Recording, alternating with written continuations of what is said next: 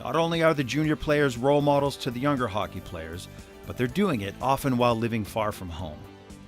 We have kids from all over the world playing here, and they live in local family homes. So having them be big brothers or sisters even to local players, it makes a big difference. Coming from somewhere else, it can be overwhelming, and I think a big part of that is making sure that everyone feels comfortable so they can perform to the best of their abilities.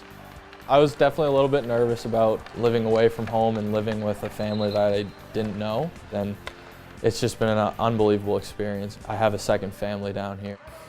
The Barletta family hosts 3 hockey players themselves, one whom didn't start playing hockey until the age of 12.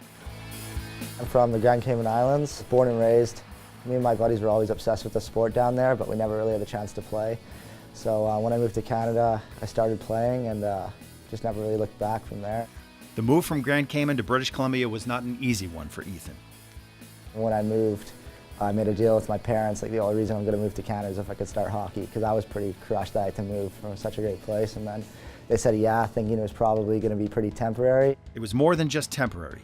Ethan took to the sport and then moved again, this time across the country to play for the Walpole Express. He just loves hockey. I set him up down the cellar, and they have their own apartment, and there's 3 of them down there. So came down the other day, and he's got his headphones on, and he's watching clips of the game. 2 other teammates and myself were lucky enough to live with Mr. Barletta. It's a great setup, it's a great family atmosphere. I thought it was better for my development and exposure to come out here, being around so many NCAA schools. We look for character kids first that we can develop and move on to the next level, and we build relationships that last more than just a year or 2 here.